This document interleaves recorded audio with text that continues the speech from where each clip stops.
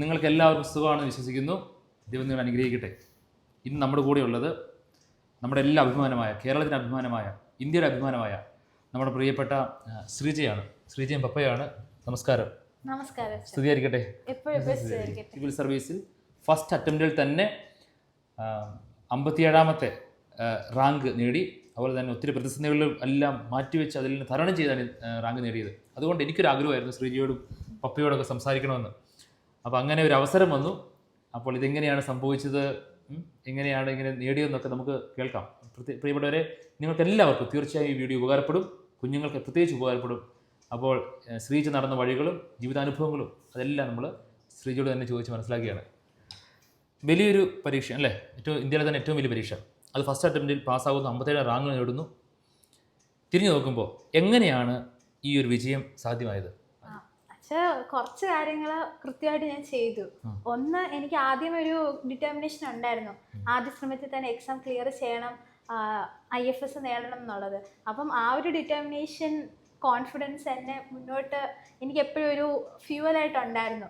പിന്നെ ഏറ്റവും പ്രധാനപ്പെട്ടത് നമ്മൾ ഡിസിപ്ലിനും കൺസിസ്റ്റൻസിയും. നമ്മൾ വെറുതെ സ്വപ്നം കണ്ടാൽ മാത്രം പോരാ, ആ സ്വപ്നം നേടിയെടുക്കാൻ വേണ്ടി കൃത്യമായിട്ട് ഹാർഡ് വർക്ക് ചെയ്യണം.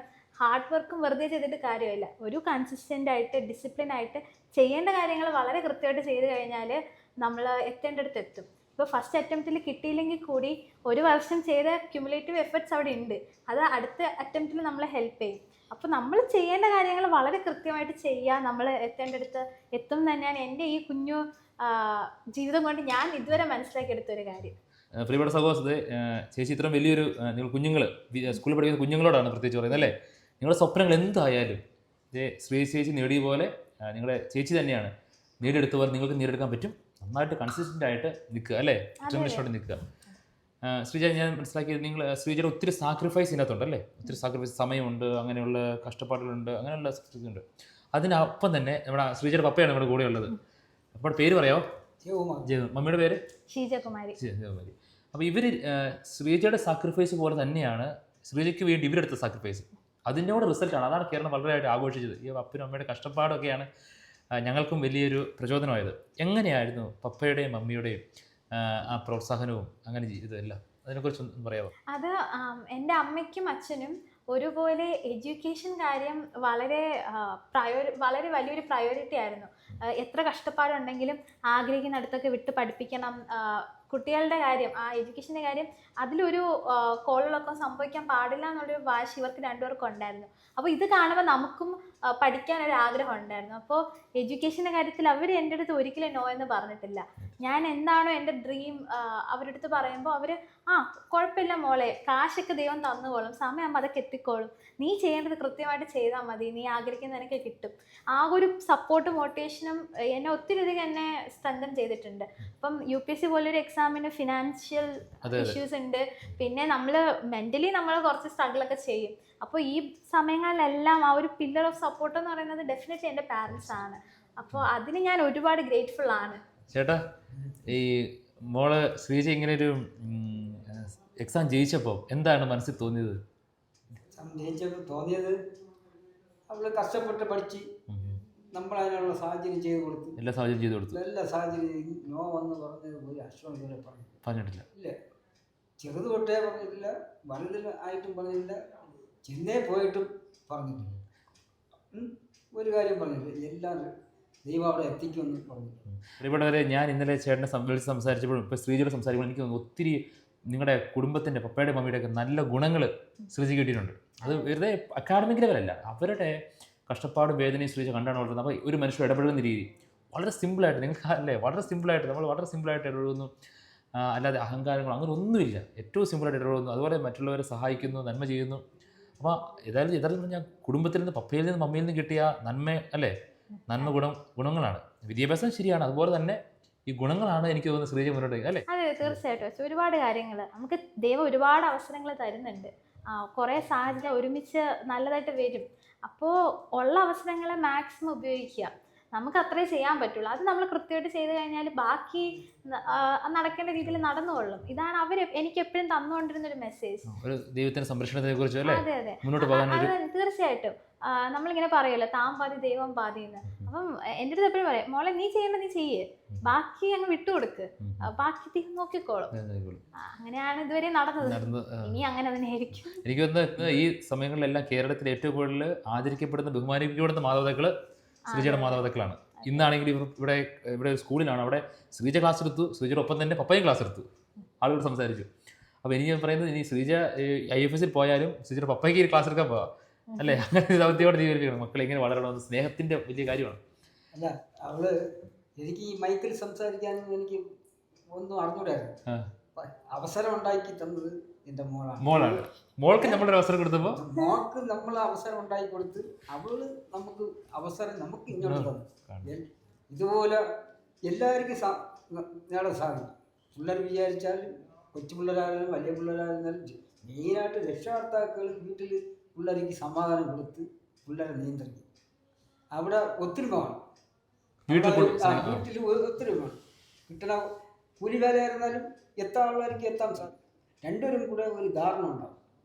ധാരണ ഉണ്ടാകുമ്പോഴേ അവിടെ വിജയം ഉണ്ടാകും. ഇത്രയും കാലം നമ്മൾ ഒത്തൊരുമയോട് പോയാലും പിള്ളേർ പഠിച്ചുകൊണ്ടിരിക്കും. നമ്മൾ അടുക്കള പണി ചെയ്യാനൊന്നും വിളിക്കില്ല. അവർക്ക് പണി ഇല്ലാതിരിക്കുമ്പോൾ എല്ലാം ചെയ്യും. എന്നാലും കഠിനാധ്വാനം ചെയ്തുകൊണ്ടിരിക്കുമ്പോൾ നമ്മൾ വിളിക്കില്ല. ഞാൻ ജോലി കഴിഞ്ഞ് വന്നാലും ഞാൻ അടുക്കളയിൽ കയറി അവർക്ക് സഹായിച്ചു കൊടുക്കും. സൈക്കിൾ വെട്ടിയിട്ട് എത്ര കിലോമീറ്റർ സൈക്കിൾ വെട്ടിയിട്ട് വരണമെന്നറിയാം. 35-40 കിലോമീറ്റർ സൈക്കിൾ വെട്ടി ഒരു ദിവസം പറയും. രാവിലെ 6:30 ഇറങ്ങിപ്പോകും. ദൂരെ പോകുമ്പോൾ 6 മണിക്ക് പോയി 8 മണിക്ക് അവിടെ കയറും. 7:45 അവിടെ എത്തും. ഇവിടെ എത്ര ദൂരം പെയ്യുന്നു കറക്റ്റ് അവിടെ എത്തി. പിന്നെ അവിടെ ചെന്ന് ഒരു ചായ കുടിച്ചിട്ട് ഒരു 10 മിനിറ്റ് റെസ്റ്റ് എടുക്കും. അപ്പോൾ ശരീരം ഒരു ഇതാവും. എന്നിട്ട് പണി ചെയ്യും.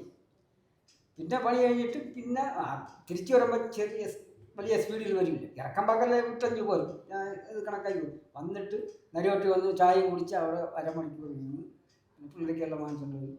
പറഞ്ഞ വഴിക്കെല്ലാം മീനൊക്കെ വാങ്ങിച്ചുകൊണ്ട് വരും. എല്ലാം എല്ലാം കൊണ്ട് കൊടുക്കും. ഇവിടെ 10 രൂപ കുറവുണ്ട്, അവിടെ വാങ്ങിച്ചുകൊണ്ട് വരും. നല്ല സാധനം വാങ്ങിക്കോളും. എന്നിട്ട് ഒരു വിളിക്കും, ചായ ഇട്ട് ഒരുമിച്ച് കുടിക്കും. പിന്നെ ഒരുമിച്ചിരുന്ന് ജീവന്മാരെയൊക്കെ പറഞ്ഞിട്ട് പിന്നെ അടുക്കളയെ സഹായിക്കാം. പെൺപിള്ളിക്ക് സഹായിക്കാൻ കയറും. എല്ലാം കഴിപ്പറക്കി എല്ലാം വെച്ച് കൊടുക്കും. ഒക്കെ വയ്യ ശ്വാസം വിട്ട് കൊടുക്കും. പിന്നെ എത്തുപോലെ തുണിയൊക്കെ തയ്ക്കും. അങ്ങനെയൊക്കെയാണ് എത്തിച്ചത്. അവരെ ഒരു കാര്യത്തിനും അവരെ നോ എന്ന് വിളിച്ചിട്ടില്ല, പറഞ്ഞിട്ടില്ല, ഒന്നും ചെയ്തിട്ടില്ല. അപ്പനും അമ്മയും നമുക്ക് വേണ്ടി എടുക്കുന്ന സാക്രിഫൈസ് കൊണ്ടിരിക്കുക. അപ്പൊ നമുക്ക് വേറെ വഴിയില്ല, ഈ കഷ്ടപ്പാടിനൊക്കെ ഒരു അവസാനം ഉണ്ടാക്കണം എന്നൊരു വല്ലാത്തൊരു ഫയർ ഒന്ന് ഉള്ളില് കേറി വന്നു കഴിഞ്ഞാൽ പിന്നെ റെസ്റ്റ് എടുക്കാൻ പറ്റത്തില്ല. നമ്മള് നന്നാവണം, ഒപ്പം നമ്മുടെ കുടുംബവും നന്നാക്കണം. അത് ഇവര് പറഞ്ഞിട്ടൊന്നും അല്ല, നമ്മൾ അറിയാതെ കാണുമ്പോ നമുക്ക് ആ ഒരു ഫയർ വരും. പിന്നെ അതുപോലെ എനിക്ക് ഏറ്റവും കൂടുതൽ സന്തോഷം തോന്നിയ കാര്യം, ഇത് വിജയങ്ങൾക്ക് ശേഷം സഹോദരി ദൈവത്തിന് നന്ദി പറഞ്ഞു. പലരും ദൈവത്തെ മറന്നുപോകും, ദൈവത്തിന്റെ അനുഗ്രഹങ്ങൾ മറന്നുപോകും. ഏറ്റവും വലിയ കാര്യം എന്ന് പറഞ്ഞാൽ ദൈവത്തിന് നന്ദി പറഞ്ഞു എന്നുള്ളതാണ്. അപ്പോൾ തീർച്ചയായും ഈ പപ്പൻ്റെ അമ്മയുടെ പ്രാർത്ഥന വലിയൊരു സപ്പോർട്ടാണ്. ഞങ്ങളുടെ എല്ലാവരും പ്രാർത്ഥനയുണ്ട്. ഞാൻ ഒത്തിരി ആൾ പ്രാർത്ഥിച്ചെന്ന് പറഞ്ഞു. എങ്ങനെയായിരുന്നു ഇപ്പം ചില പറയുന്നുണ്ട്, ഞാൻ കണ്ടിട്ടുണ്ട്, ഞായറാഴ്ച പള്ളിയിൽ പോകണ്ട, അതിന് പഠിക്കാൻ പോയാൽ മതി, കൊന്തയും ചെല്ലണ്ട, പ്രാർത്ഥിക്കേണ്ട, അതിന് പഠിക്കാൻ പോയാൽ, അങ്ങനെ ഒരു ട്രെൻഡാണ് വളരുന്നത്. അപ്പോൾ അങ്ങനെ വളരുമ്പോൾ ഈ സത്യം പറഞ്ഞാൽ എനിക്ക് തോന്നുന്നു ദൈവത്തെ മഹത്വപ്പെടുത്താൻ ഇന്നത്തെ വിദ്യാർത്ഥികളോട് ദൈവത്തിൽ വിശ്വസിക്കണം, പ്രാർത്ഥിക്കണം എന്നൊക്കെ പറയാനായിട്ട് ഒരാളെ ദൈവം ഉപയോഗിച്ചാണ് എനിക്ക് തോന്നുന്നത്. ശ്രീജി മനസ്സിലായോ? അത്ര ദൈവത്തിൻ്റെ മഹത്വത്തിന് വേണ്ടി ഉപയോഗിച്ചതാണ്. അപ്പോൾ എങ്ങനെയായിരുന്നു പ്രാർത്ഥനാ ജീവിതം? എങ്ങനെയാണ് പ്രാർത്ഥനാ ജീവിതം നമ്മുടെ ഈ ആത്മീയത വളരാനും അതുപോലെ തന്നെ ഇങ്ങനെ ഈ പരീക്ഷയിൽ നല്ല മാർക്ക് നേടാനും സഹായിച്ചത് എങ്ങനെയാണ്? അമ്മയും അച്ഛനും നല്ല പ്രാർത്ഥിക്കുന്ന ആൾക്കാരാണ്. എൻ്റെ അമ്മ എസ്പെഷ്യലി, അമ്മ വലിയൊരു ജപമാല ഭക്തിയാണ്. പിന്നെ എല്ലാ സൺഡേയിലും പള്ളിയിൽ പോകുന്ന കാര്യങ്ങളിലും പള്ളി വക കാര്യങ്ങളിലെല്ലാം വീട്ടിൽ ഭയങ്കര ആക്റ്റീവാണ്. ഇത് കണ്ടാൽ ഞാനും വളരുന്നത്. അപ്പോൾ എനിക്കും ഡെഫിനറ്റ്ലി കോളേജിൽ പഠിക്കുമ്പോൾ ഞാനും ചെറുതായിട്ട് വിശ്വാസത്തിൽ നിന്നൊക്കെ അകന്നു പോയ ആളാണ്. ഒന്നാമത്തെ കാര്യം അറിയില്ല, കാറ്റീസം നമ്മൾ പഠിക്കുന്നു, അവിടെ കളയുന്നു, പോകുന്നു. പിന്നെ ഒരു സമയമായപ്പോഴാണ് ഈ പഠിച്ച കാര്യങ്ങളിലൊക്കെ കുറേ അർത്ഥമുണ്ട്. പിന്നെ എനിക്ക് പേഴ്സണലി ഒരുപാട് സ്ട്രഗിൾസ് വരുന്നുണ്ടായിരുന്നു. ഒരു ഹോപ്പില്ലാത്തൊരവസ്ഥ, എന്തിനാ ജീവിക്കുന്നതെന്ന് ചില സമയത്ത് തോന്നിയിട്ടുണ്ട്. പിന്നെയാണ് പതുക്കെ എനിക്ക് കാര്യങ്ങൾ ബോധ്യപ്പെട്ട് തുടങ്ങിയത്. ഈ വിശ്വാസത്തിനെ കുറിച്ച് കൂടുതൽ പഠിക്കാൻ ഞാൻ തന്നെ എഫേർട്ട് എടുത്തൊരു സമയമുണ്ട്. അതിനുശേഷം ഞാൻ തിരിച്ചു വന്ന ഒരാളാണ്. അപ്പോൾ പഠിച്ചുകൊണ്ടിരിക്കുമ്പോഴാണെങ്കിലും നമ്മൾ മെൻ്റലി കുറച്ച് ചാലഞ്ചിങ് ആയിട്ട് വരും. നമ്മൾ പഠിക്കുന്ന കാര്യങ്ങൾ നമ്മൾ മറന്നു പോകും. എക്സാം എഴുതുമ്പോൾ മാർക്ക് കിട്ടുന്നില്ല. അപ്പോൾ നമ്മൾക്ക് ആ ഒരു പരാജയത്തിൻ്റെ ആ ഒരു പരാജയങ്ങളായിട്ട് ഞാൻ കാണാറില്ല, ലെസൺസ് ആയിട്ടാണ് കാണാറുള്ളത്. പക്ഷെ എന്നാലും ചില സമയങ്ങളിൽ നമ്മൾ പതറിപ്പോകുമെന്ന് തോന്നുമ്പോഴൊക്കെ ഈ പ്രാർത്ഥന നമ്മളങ്ങ് ചേർത്ത് പിടിക്കുന്ന പോലെ തോന്നും. എനിക്ക് പല അവസരങ്ങളിൽ ആ ഒരു അനുഭവം ഉണ്ടായിട്ടുണ്ട്, പ്രിലിംസിലും മെയിൻസിലും ഇന്റർവ്യൂവിന്റെ കാര്യത്തിൽ. ഈ സമയത്തെല്ലാം ദൈവത്തിന്റെ ഒരു പരിപാലനം. ഒരു പ്രത്യേക ഇടപെടൽ ഒരു അനുഭവം പറയാൻ പറ്റും, ഒരു അനുഭവം, ഏതെങ്കിലും ഒരു അനുഭവം പറഞ്ഞാൽ മതി. ജസ്റ്റ് നമുക്ക് സമയമില്ലാത്ത ഒരു അനുഭവം പറഞ്ഞു. ഒന്ന് എനിക്ക് പറയാനുള്ളത്, 3 സ്റ്റേജിൽ ഞാൻ പല രീതിയിൽ അനുഭവിച്ചറിഞ്ഞ ആളാണ്. ഇന്റർവ്യൂവിന്റെ സമയത്തെ കാര്യം ഞാൻ പറയാം. അപ്പോൾ അവസാനത്തെ സ്റ്റേജാണ് UPSC എക്സാമിൻ്റെ. അപ്പം കോൺഫിഡൻസ് ഉണ്ട്, എല്ലാവരും ഭയങ്കരമായിട്ട് ഇങ്ങനെ മോളെ കുഴപ്പമില്ല, പേടിക്കേണ്ടെന്നൊക്കെയാണ് എല്ലാവരും പറയുന്നത്. പക്ഷെ എന്നാലും പേഴ്സണലി ചെറിയൊരു ഇതുണ്ടായിരിക്കുമല്ലോ. അപ്പം ഞാൻ ഇന്റർവ്യൂവിന് ഇറങ്ങാൻ നിൽക്കുന്ന ആ മൊമെന്റിൽ എൻ്റെ അമ്മ എനിക്ക് പെട്ടെന്നൊരു വീഡിയോ അയച്ചു തന്നു.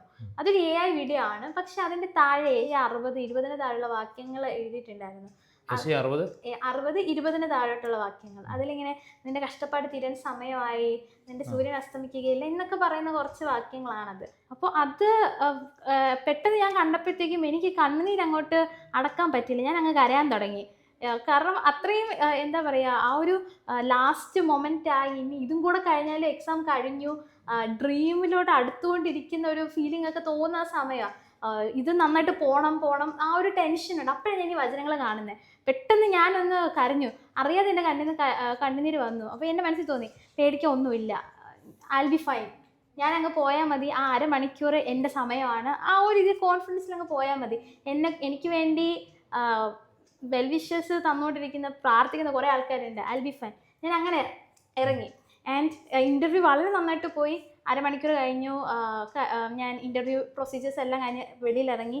വലിയ സന്തോഷത്തോടെ ഞാൻ ഇറങ്ങിയത്. ഞാൻ ഇപ്പോഴും ആ ദിവസം ഞാൻ ഓർക്കുന്നു വളരെ കൃത്യമായിട്ട്. ആ സമയത്ത് ആ വചനമാണ് മുന്നോട്ട് നയിച്ചത്. ആ വചനം എനിക്കൊരു ഹോപ്പ് തന്നു, എനിക്കൊരു പ്രതീക്ഷ തന്നു. എനിക്ക് എന്തോ ഉള്ളിലൊരു ബോധ്യം വന്നു, ഓക്കെ I'll be fine, ഞാൻ പേടിക്കണ്ട, ഞാൻ ചെയ്യേണ്ടത് ചെയ്തു, ഇനിയെല്ലാം അങ്ങ് ദൈവം നോക്കിക്കോളും എന്നൊരു ഫീലിംഗ് വന്നു. ത്രൂ ഔട്ട് തന്നെ ഇതുവരെയും അതെന്നെ ഇങ്ങനെ മനസ്സിലിങ്ങനെ ഉണ്ട്. ആ ദിവസം വളരെ വിവിഡായിട്ട് എനിക്ക് ഓർമ്മയുണ്ട്. ഞാൻ ആ വചനം എടുത്തിട്ടുണ്ട്. അപ്പോൾ അത് വായിച്ചേക്കാം. വചനം യെശയ്യാ 60:20. നിന്റെ സൂര്യൻ അസ്തമിക്കുകയില്ല, നിന്റെ ചന്ദ്രൻ മറയുകയുമില്ല. കർത്താവ് നിന്റെ നിത്യപ്രകാശമായിരിക്കും. നിന്റെ വിലാപ ദിനങ്ങൾ അവസാനിക്കും. നിന്റെ ജനം നീതിമാന്മാരാകും. ഞാൻ മഹത്വപ്പെടേണ്ടതിന് ഞാൻ നട്ടമുളയും എൻ്റെ കരവേലയുമായ ദേശത്തെ എന്നേക്കുമായി അവർ കൈവശപ്പെടുത്തും. ഏറ്റവും നിസ്സാരനായവൻ ഒരു വംശവും ഏറ്റവും ചെറിയവൻ ശക്തിയുള്ള ജനതയുമാകും. ഞാനാണ് കർത്താവ്, യഥാകാലം ഞാൻ ഇത് ത്വരിതമാക്കും. അപ്പച്ചാ, ഈ വചനമല്ലേ പൂർത്തിയായത്? തീർച്ചയായും ഈ വചനം കർത്താവ് വചന സമയത്ത് വചനം കൊടുത്തു, അതുപോലെ തന്നെ സംഭവിച്ചു. ഇന്റർവ്യൂവിന് പോയപ്പോഴാണ് വളരെ ഹാപ്പിയായിരുന്നു. ആ ബോഡി ഇരുന്ന 5 പേരുണ്ടായിരുന്നു. ബോൾ ഇതിൻ്റെ കൂടെ വന്ന് നമ്മളോട് പറഞ്ഞാണ്, ആ ബോഡി ഇരുന്നവർ 5 പേരും അത് സിമ്പിളായിട്ട് പ്രതികരിക്കാൻ പോയി. സന്തോഷമായി. ഇന്നിറങ്ങിയപ്പോൾ ഭയങ്കര ഇന്നിറങ്ങി ഭയങ്കര ചിരിച്ചോണ്ടാണ്. ഹിന്ദിക്കാരൻ്റെ ഒരു തട്ടടയൊക്കെ ഉണ്ട്. ഞാൻ അവിടെ ജോപാലൊക്കെ പറഞ്ഞ് വന്ന് കുറച്ചോ വിളിച്ചു. ഞാൻ ചിരിച്ചോണ്ട് മക്കളെ നിനക്ക് ഉറപ്പായിട്ട് കിട്ടും. അങ്ങനെയാണ് പറഞ്ഞത്. കറക്റ്റ് വന്ന് കെട്ടിപ്പിടിച്ചു. പിന്നെ എനിക്ക് ഞാൻ ചായ വെച്ച് കൊടുത്ത്, നമ്മളും ചായ കുടിച്ച് ഞാൻ വളരെ ഹാപ്പിയായിട്ട് പിന്നെ എനിക്ക് ഫോട്ടോ എടുത്ത് പിന്നെ നടന്നാണ് പോണത്. വീഡിയോ അവസാനിപ്പിക്കാൻ പോവാണ്. എനിക്ക് കുട്ടികളോടാണ് ഏറ്റവും കൂടുതൽ പറയാനുള്ളത്. നിങ്ങൾ നിങ്ങളുടെ സർക്കംസ്റ്റാൻസസ് ബാക്ക്ഗ്രൗണ്ടോ അതൊന്നും ആലോചിച്ച് വറീഡ് ആകണ്ട. നിങ്ങൾക്ക് ഒരു ലക്ഷ്യം ഉണ്ടെങ്കിൽ, ഒരു ഡ്രീം ഉണ്ടെങ്കിൽ നിങ്ങൾ അതിന് വേണ്ടിയിട്ട് അശ്രാന്ത പരിശ്രമം നടത്തുക. ജീവിതത്തിൽ തോൽവികളും പരാജയങ്ങളും വിഷമങ്ങളും എല്ലാം ഉണ്ടാകും, അതൊക്കെ സർവ്വസാധാരണമാണ്. പക്ഷെ അതിലൊന്നും തളരരുത്. നിങ്ങൾക്ക് സ്വന്തമായിട്ടൊരു വ്യക്തിത്വം, നിലപാട് എല്ലാം വേണം. സ്വന്തമായിട്ട് ലക്ഷ്യങ്ങൾ വേണം. അതിന് വേണ്ടിയിട്ട് നിങ്ങൾ പ്രയത്നിക്കുക, മുന്നേറുക. അത്രേ എനിക്ക് പറയാനുള്ളൂ. സ്നേഹമുള്ളവരെ, നമുക്കെല്ലാം അഭിമാനമുള്ള സമയമാണ്. കേരളീയരായ നമുക്കും നമ്മൾ ഇന്ത്യക്കാർക്ക് എല്ലാവർക്കും അഭിമാനമുള്ള സമയമാണ്. നിങ്ങൾ സഹോദരിയോട് ഒത്തിരി അഭിമാനിക്കുന്നു. അതിനകത്തേക്ക് ഒത്തിരി നന്മകൾ ദൈവം നൽകട്ടെ. ഇനിയും ദൈവം വളർത്തും, തീർച്ചയായും ദൈവം വളർത്തും. നമ്മുടെ നാടിന് അഭിമാനമായി ഇനിയും നമ്മുടെ നാടിന്, നമ്മുടെ സംസ്ഥാനത്ത്, നമ്മുടെ രാജ്യത്തിന് വലിയ കോൺട്രിബ്യൂഷനാണ് ഇനി സഹോദരിയുടെ അനിയത്തിയിലൂടെ ദൈവം ചെയ്യാൻ പോകുന്നത്. വലിയ കോൺട്രിബ്യൂഷൻസ്. വീടിന് മാത്രം ചിന്തിച്ചിരുന്നപ്പോൾ ദൈവം നോക്കി ഒരു നാടിന് മുഴുവൻ കോൺട്രിബ്യൂട്ട് ചെയ്യാൻ പറ്റുന്ന രീതിയിൽ ദൈവം ഒരുക്കി. ഇനിയും ദൈവം അനുഗ്രഹിക്കും, ഒത്തിരി നന്മകൾ ചെയ്യും. ഇത്രയും സമയം ഞങ്ങളുടെ സമയം ചെലവഴിച്ചതിന് ഒത്തിരി നന്ദി പറയുന്നു. അപ്പച്ചാ, ഒത്തിരി നന്ദി. ദൈവം അനുഗ്രഹിക്കട്ടെ. വീട് ചെല്ലുമ്പോൾ അവരെല്ലാവരും അന്വേഷിച്ചിട്ട് പറയുക, അതെ ദൈവം വളർത്തും കേട്ടോ. Thank you. സ്നേഹോടെ മനസ്സിൽ കരുതുക, നിങ്ങളുടെ വിഷമങ്ങളിലും വേദനകളിലും നിരാശപ്പെട്ടു പോകരുത്. എന്ത് പ്രതിസന്ധി ഉണ്ടായാലും നിരാശപ്പെട്ടു പോകരുത്, മുന്നോട്ട് പോവുക. ദൈവം നിങ്ങളെ സംരക്ഷിക്കും. നിങ്ങൾക്ക് ദൈവം നിശ്ചയിച്ച സമയത്ത് ദൈവം നൽകിയ പദ്ധതി ദൈവം നിങ്ങളുടെ ഇത് പൂർത്തിയാക്കും. ദൈവം നിങ്ങളെല്ലാവരെയും സമർത്ഥമായിട്ട് അനുഗ്രഹിക്കട്ടെ. നന്ദി. Thank you.